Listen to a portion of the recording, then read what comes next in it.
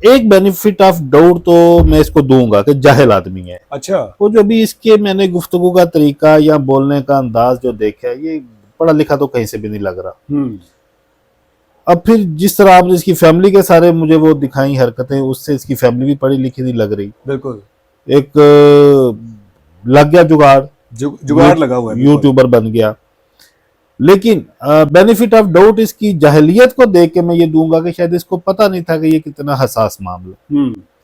और मैं बाकी दोस्तों से भी कहूंगा कि इस चीज को ज्यादा हवा ना दे। हो सकता है कि उसको पता ना हो, लेकिन ये अगेन एंड अगेन हमारी सोसाइटी को पता नहीं क्या मसला है। जिस बंदे को वो अपना उस्ताद कह रहा है ना, हाँ बिल्कुल, मैं तो कहता हूं कि उसने भी खुदकुशी की है।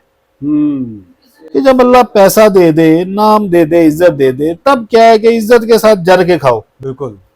ये जो थोड़ पूंजिया टाइप लोग होते हैं ना, ये उछलना शुरू कर देते हैं। आप यानी कि रजब को थोड़ पूंजिया कह रहे हैं? ये इसने अपने उस्ताद एक का जिक्र किया, ये भी है, और भी इस तरह के एक दो करैक्टर हैं। उसकी रीजन क्या है? अचानक से रज खाना नसीब होता है, वो बर्दाश्त नहीं होता।